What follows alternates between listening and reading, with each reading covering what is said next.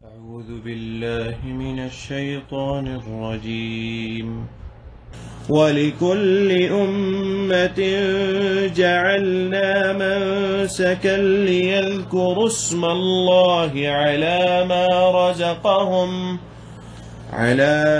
رزقهم من بهيمة الأنعام فإلهكم إله واحد فله أسلموا وبشر المخبتين۔ آگے اللہ کہتے ہیں وَلِكُلِّ أُمَّةٍ، اور ہر امت کے لیے جعلنا بنایا نا ہم نے، جعل کا مطلب بنانا یہاں پر ہے، نا ہم نے، منسکن قربانی کا ایک طریقہ، یا قربانی کی جگہ، یا قربانی کا ایک طریقہ، یا قربانی کا جو یہ حکم ہے وہ اللہ تعالیٰ نے ہر امت پر مقرر کیا۔ اس سے بھی پتہ چلتا ہے کہ قربانی کی جو عبادت ہے وہ اللہ تعالیٰ نے جو امت محمدیہ ہے اس سے پہلی جتنی امتیں ہیں سب پر اللہ تعالیٰ نے یہ قربانی کا حکم جو ہے وہ اللہ تعالیٰ نے ان کو دیا ہوا تھا کہ قربانی کرنی ہے۔ ان کے ہر نبی کی ایک شریعت تھی، ان کی شریعت کے مطابق ایک خاص، جیسے کہ حضرت آدم علیہ السلام کی شریعت کے مطابق آتا ہے کہ ان کی شریعت میں قربانی کا گوشت کھانا جائز نہیں تھا، قربانی کر کے اس کو جا کر بیابان میں اس کو رکھ دینا ہے، اگر وہ قبول ہے وہ قربانی تو آگ آئے گی اور اس قربانی کو لے جائے گی، یعنی لے جانے سے اس قربانی کو جلا دے گی، اور اگر قبول نہیں ہوئی تو آگ نہیں آئے گی۔ یہ یعنی ہر نبی کی شریعت میں ایک خاص طریقہ تھا، لیکن اللہ تعالیٰ نے قربانی کرنے کا حکم ہر نبی کو دیا۔ ہر نبی کی شریعت کے اندر اللہ تعالیٰ نے یہ حکم رکھا، اور اس حکم کو امت محمدیہ میں بھی اللہ تعالیٰ نے اسی طرح برقرار رکھا، بس اس کا طریقہ مختلف کر دیا، اور وہ یہ تھا کہ ہاں قربانی کرو، قربانی کے جانور سے فائدہ اٹھاؤ، اور اس کے بعد پھر قربانی جب کر لو تو اس کے گوشت کو بھی کھاؤ، اس کو ضائع نہ کرو، اس کے گوشت کو کھاؤ اور لوگوں کے درمیان اس کے گوشت کو بانٹو۔ اس لیے نبی اکرم صلی اللہ علیہ وسلم بھی فرماتے ہیں، نبی اکرم صلی اللہ علیہ وسلم نے کہا، انبیاء کی شریعت کے متعلق آپ نے فرمایا الانبیاء اخوۃ لعلات، یا جیسے مسلم کی روایت ہے اخوۃ من علات امہاتہم شتیٰ ودینہم واحد۔ کہتے ہیں اخوۃ لعلات، علاتی بھائی وہ ہوتے ہیں جن کا والد ایک ہو لیکن مائیں مختلف ہوں۔ تو نبی اکرم صلی اللہ علیہ وسلم فرماتے ہیں کہ انبیاء جو ہیں وہ علاتی بھائی ہیں جن کے والد ایک ہیں لیکن مائیں مختلف ہیں۔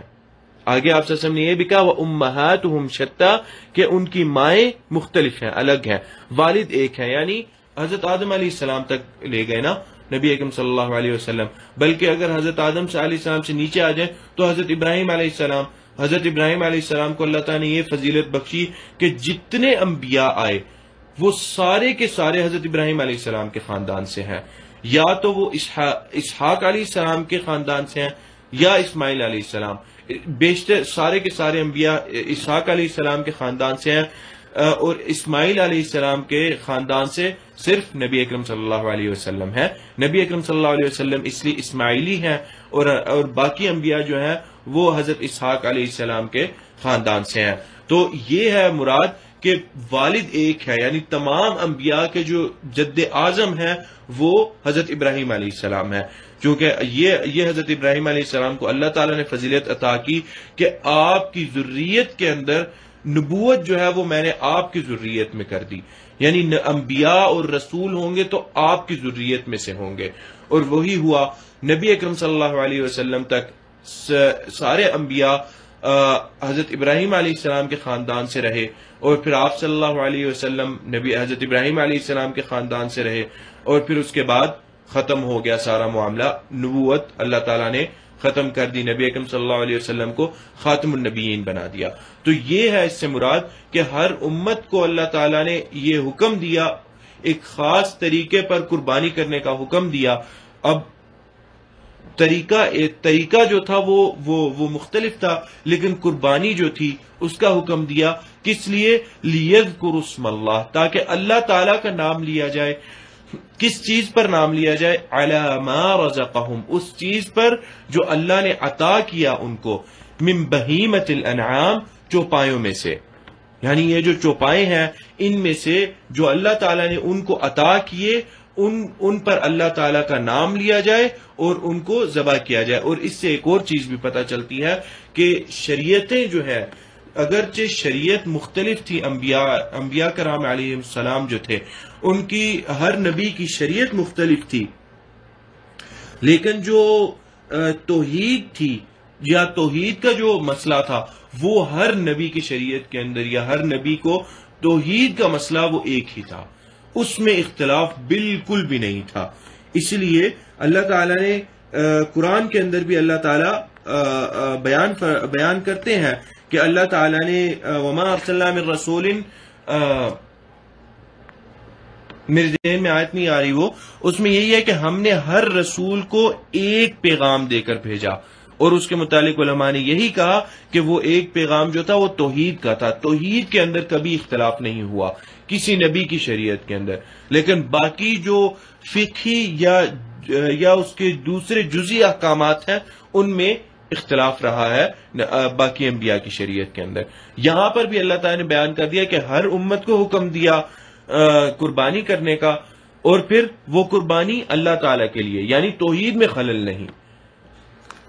آگے اللہ کہتے ہیں فَإِلَٰهُكُمْ، پس الہکم تمہارا الہ، الہ واحد، ایک ہے، ایک الہ ہے جس کے ساتھ کوئی شریک نہیں ہے.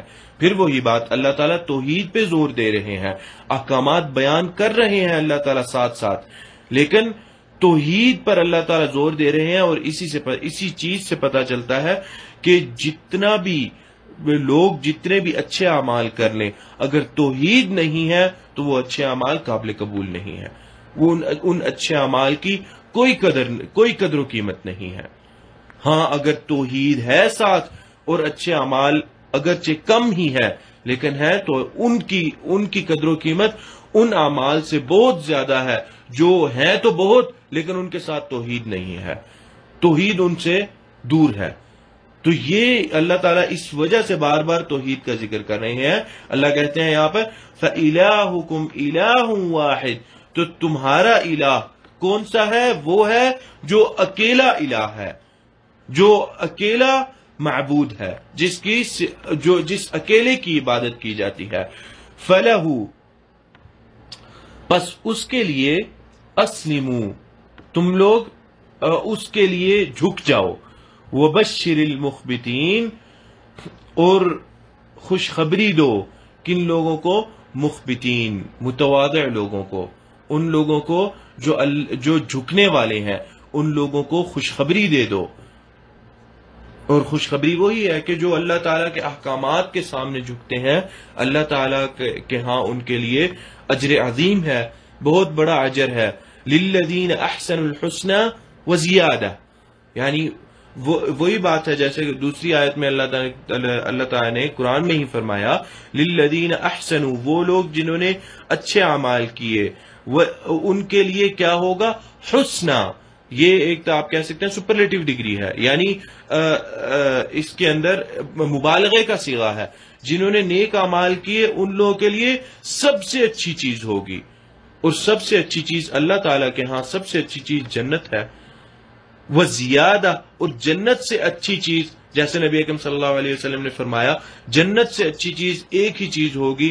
جب جنتی جنت میں داخل ہو جائیں گے تو اللہ تعالیٰ ان سے کہیں گے کہ میں نے تم لوگوں کے لیے ایک بڑی بہترین چیز رکھی ہے. تو جنتی کہیں گے اللہ تعالیٰ ہمارے لیے اس جنت میں آنے کے بعد بہترین اور کیا ہو سکتا ہے؟ ہمارے لیے تو یہی بہت بڑی چیز ہے، اس سے تو بہترین کوئی چیز ہے ہی نہیں جنت سے.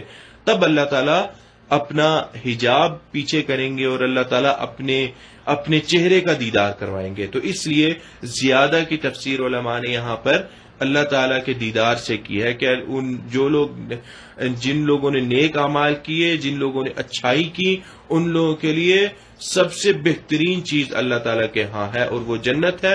اور اس جنت سے زیادہ اس جنت پر زیادہ چیز کیا ہے؟ وہ اللہ تعالیٰ کے چہرے کا دیدار ہے. تو یہ ہے وہ بشر المخبتین کہ جو جھک جانے والے ہیں، جو متواضع لوگ ہیں، ان کو خوشخبری دے دو. کیا خوشخبری؟ انہی اجر و ثواب کی اور انہی چیزوں کی خوشخبری دے دو، جنت کی خوشخبری دے دو. وہ لوگ جو اللہ تعالیٰ کے ساتھ شرک نہیں کرتے، ان لوگوں کو خوشخبری دے دو کہ تم لوگوں کے لیے جنت ہے اور اللہ تعالیٰ کے ہاں اجر عظیم ہے تم لوگوں کے لیے.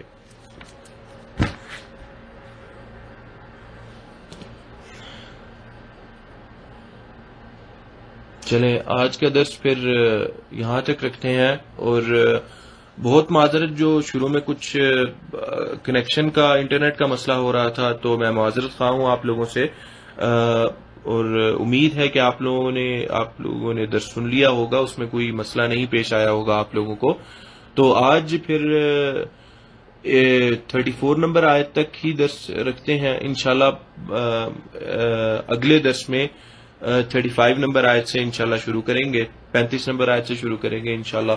اللہ تعالیٰ سے دعا ہے کہ جو کہا اور جو سنا اس پر اللہ تعالیٰ عمل کرنے کی توفیق عطا فرمائے، اور اللہ تعالیٰ جو کہتے ہیں اور جو سنتے ہیں اللہ تعالیٰ اس کو اور پھیلانے کی توفیق عطا فرمائے، لوگوں کے درمیان پھیلائیں. اور یہ جو بات میں نے کہی خاص طور پہ قربانی کے متعلق، یہ بڑی تکلیف ہوتی ہے اس بات سے جب لوگ یہ بات کرتے ہیں کہ یہ قربانی کیا ہے. اور اس وجہ سے میں نے یہ پوائنٹ خاص طور پہ واپس جا کے اس آیت میں بیان کیا، اسی لیے تاکہ آپ لوگوں کے پاس بھی جواب ہو ان لوگوں کے لیے کہ جو لوگ اس طرح کی بکواس کرتے ہیں اللہ تعالیٰ کے دین کے متعلق اور اللہ تعالیٰ کے احکامات کے متعلق کہ یہ تو بڑے سخت ہیں یا یہ تو بڑے ایسے ہیں یا ان کو ایسے نہیں ویسے ہونا چاہیے تھا. یعنی جس خالق نے ہمیں پیدا کیا اس خالق کے متعلق سوالات اٹھانا شروع کر دیتے ہیں، یا اس خالق کی خلق کے متعلق یا اس خالق کے احکامات کے. یعنی اتنی جرت آ چکی ہے ان لوگوں کے اندر، اتنے بڑے بڑے منہ ہو چکے ہیں ان لوگوں کے. اللہ تعالیٰ کی کوئی تعظیم، کوئی قدر نہیں ہے.